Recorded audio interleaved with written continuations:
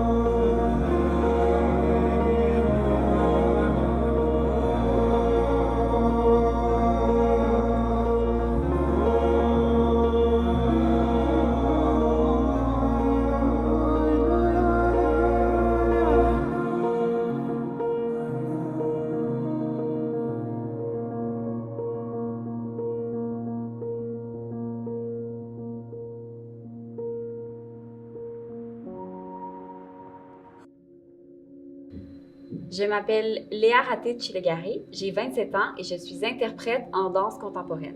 Je fais ce métier-là depuis exactement 7 ans, mais j'ai commencé la danse quand j'avais 9 mois, donc il y a vraiment longtemps.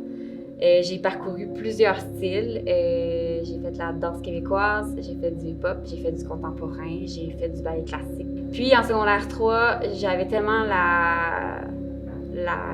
le feu en moi que mes parents m'ont inscrit en sport-art-études à Cardinal-Leroy, qui est en lien avec l'École de danse de Québec. Fait que là, j'ai fait 2 ans en sport-art-études.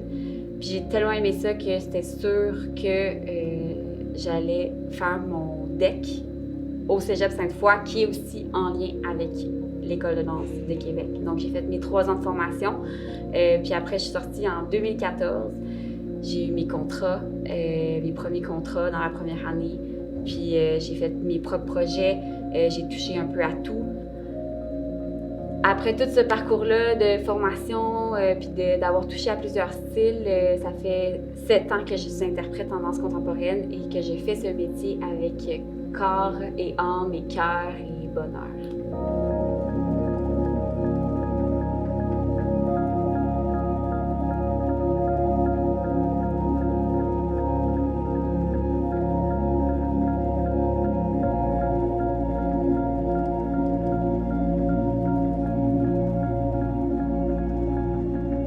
Mon métier, c'est le plus beau des métiers.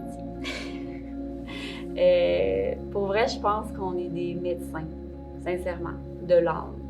Puis pendant la pandémie, on nous a comme un peu tassé là, la culture, mais qu'est-ce qu'ils ont fait les gens pendant le confinement? Ils ont écouté la musique, ils ont regardé des films, ils ont lu des livres, ils ont regardé de la danse, ils ont appris à danser, ils ont joué du piano. Fait qu'on est très présent dans chaque être humain. Puis j'espère que les gens vont comprendre qu'on est vraiment important. Parce que moi, je vois mon métier comme un baume, comme une thérapie. J'ai fait un solo avec cet été. Puis il y a un comptable qui est arrivé puis qui m'a dit, avant que je commence à danser, il m'a dit « Moi, je comprends pas ça, la danse. T'sais, moi, c'est 1 + 1 = 2, puis je comprends pas ça. » J'ai fait « Il y a pas de problème, c'est vraiment pas grave. » Il s'est assis, j'ai fait mon solo, et à la fin, il avait les yeux pleins d'eau. Parce que le monsieur, en fait, il avait compris ce que moi, je voulais dégager. Puis il a dit « OK, dans le fond, tu étais vraiment triste puis stressée, puis tu as décidé d'enlever ce poids-là, puis de le laisser, puis de juste être heureuse. Puis moi, là, ben, je pense que j'ai besoin de ça dans ma vie. » J'ai dit « Ben, vous avez tout compris. » Fait que si nous, les danseurs puis les artistes, on peut juste amener des temps de pause puis des temps de respiration dans cette vie qui va tellement trop vite, ben j'ai réussi ma job.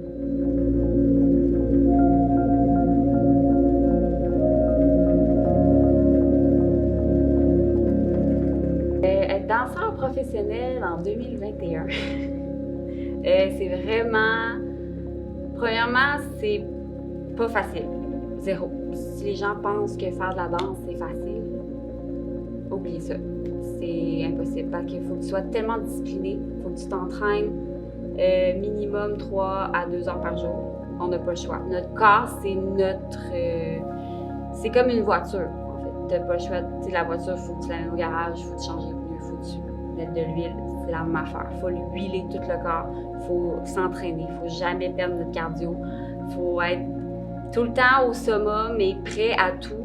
Parce qu'on est vraiment comme la peinture du chorégraphe. Pour être bon danseur, c'est sûr qu'il y a des sacrifices à faire.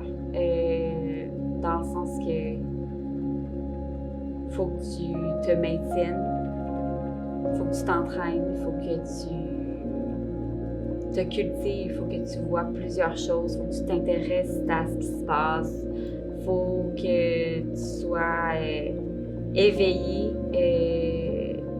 accessible, sensible, authentique. Fait que ça va puiser beaucoup dans l'énergie parce qu'on montre vraiment la couleur de notre peau. Puis ça prend beaucoup d'énergie.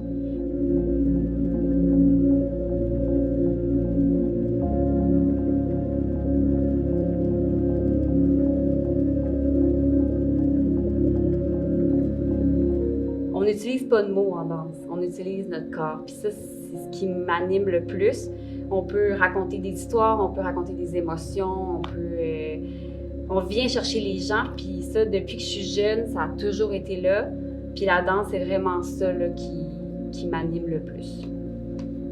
Je suis capable de faire ce qui est, mettons, présenté à la télévision, mais ce qui vient me chercher plus, c'est moi quand ça me part de mes entrailles. Dans le fond, chaque interprète en danse contemporaine, c'est comme une mini-entreprise, Fait que ça représente chaque personne. C'est tellement plus vaste que ça parce qu'on va plus loin que l'apparence. On va puiser dans nos émotions, dans du très organique.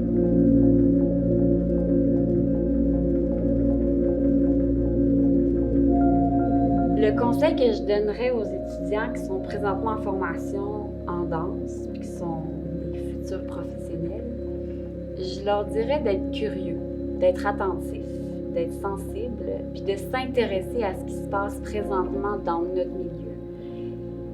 C'est tellement important. Parce qu'on se fait, quand on est à l'école, on se fait une image un peu de c'est quoi être artiste en danse à Québec. Mais quand tu arrives dans le milieu, c'est tellement différent. Parce que tu es laissé à toi-même, il faut que tu te gères en tant qu'interprète, en tant que travailleur autonome.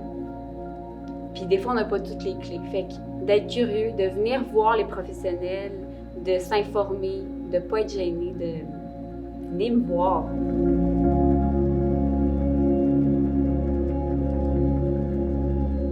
Pourquoi la danse? C'est tellement quelque chose d'éphémère, mais de tellement vrai en même temps. C'est pour faire réfléchir les gens autrement et pas par les mots, pas par la lecture, mais juste un geste peut juste adoucir un petit moment de leur vie puis de ma vie.